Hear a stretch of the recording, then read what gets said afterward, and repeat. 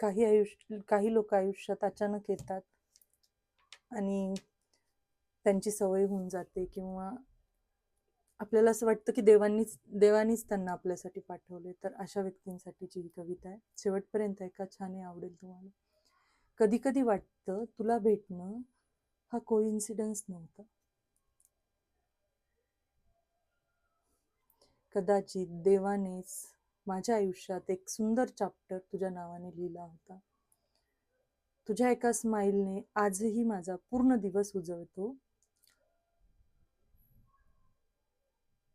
तुझ्या एका मी आहे ना मध्ये माझ्या सगळ्या भीती हरवतात.